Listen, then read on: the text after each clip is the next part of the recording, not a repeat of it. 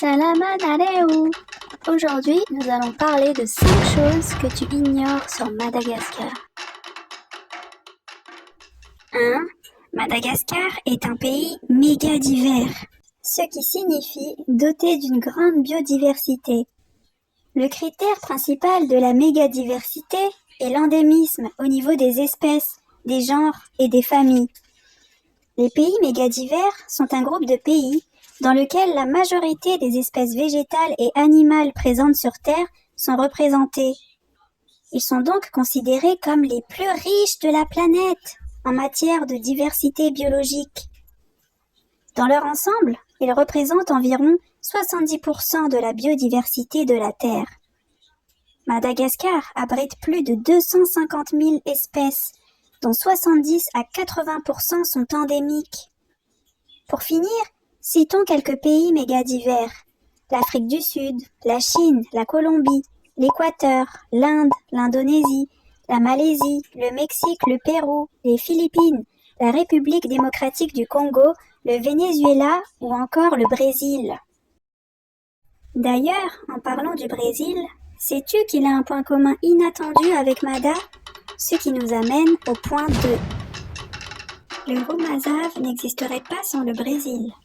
Le Bred Mafan ou Bred Mafan, encore appelé cresson du Para, plante légume phare du Rumazave, plat typique malagasy, est en fait originaire d'Amérique du Sud. Le terme Para vient de la contrée d'Amazonie brésilienne dont il est originaire. Sous son nom portugais de jambu, il est utilisé dans la cuisine typique de l'état du Para, dans des plats tels que canard au tucupi ou tacacá. Chez les Sakalaves de Morondave et de la région Menabe, à l'ouest de Mada, le Bred Mafan est appelé kimalau. Mais comment cette plante originaire du Brésil s'est-elle retrouvée à Madagascar? C'est lors des longues expéditions maritimes commerciales du XVIIe siècle des pays occidentaux dans les mers du Sud que la graine de la plante se serait disséminée.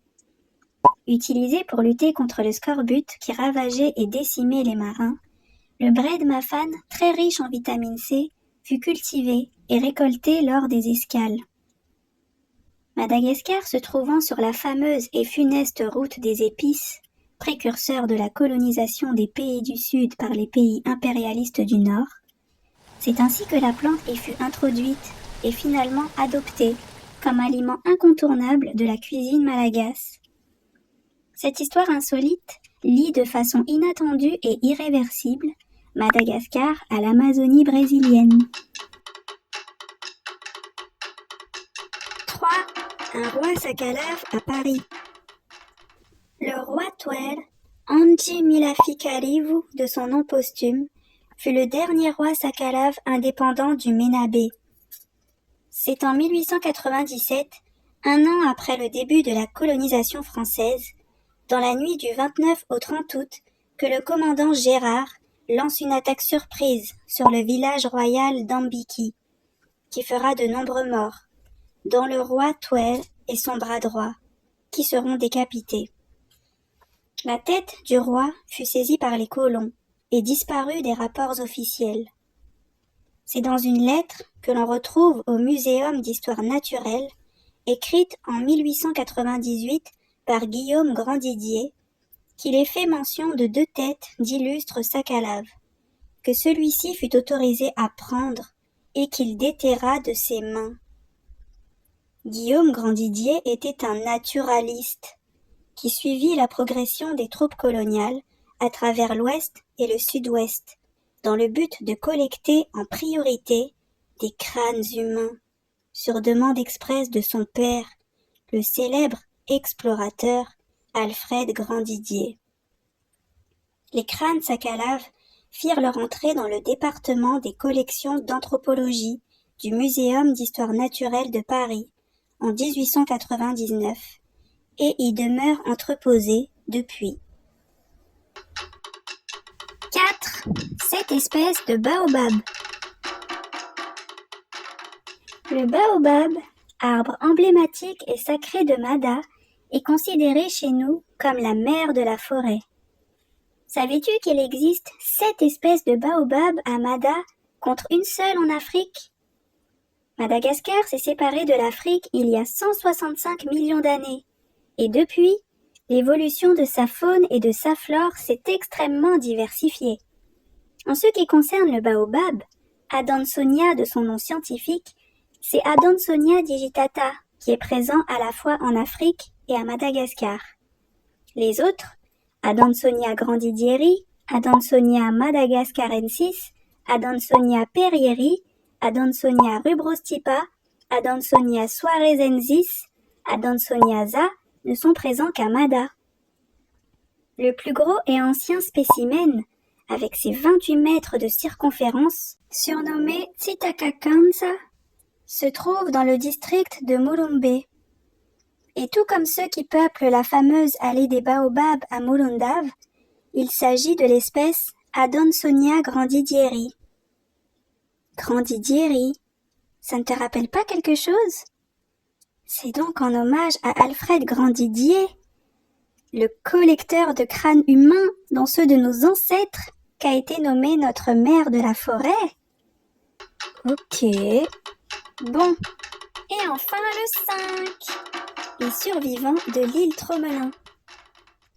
En 1761, l'Utile, un navire de la Compagnie française des Indes, qui transporte illégalement dans sa cale des hommes, des femmes et des enfants malagases esclavagisés, fait naufrage sur l'île Tromelin, au large de Mada. De nombreux esclaves et membres de l'équipage périront. Ceux qui survivront sur cette île inhospitalière, battue par les vents où rien ne pousse, parviendront à fabriquer un bateau de fortune pour s'en échapper. Et ce seront finalement les seuls membres de l'équipage blanc qui quitteront l'île, promettant de revenir chercher les esclaves au plus vite. 15 ans. Ce ne fut que 15 ans plus tard qu'ils revinrent.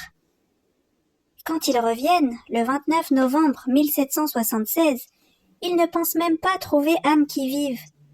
Et pourtant, 7 femmes et un bébé de 8 mois. Incroyable! La résistance, la résilience de nos ancêtres et la force incommensurable des femmes. Et on ose appeler cette île de Tromelin, du nom du commandant qui est revenu 15 ans plus tard en sauveur, quand des hommes, des femmes et des enfants y ont survécu pendant des années dans des conditions inimaginables. No way! Cette île est celle de mes ancêtres. Elle respire leur présence, leur force, leur courage, leur grandeur, leur dignité. Elle est imprégnée de leur sang, de leurs larmes, de leurs âmes. Et voilà! Maintenant, tu en sais un peu plus sur Mada. Si cette vidéo t'a plu, n'hésite pas à liker, t'abonner et partager. Décolonisons nos mémoires, nos corps et nos esprits et redevenons nous-mêmes. À bientôt!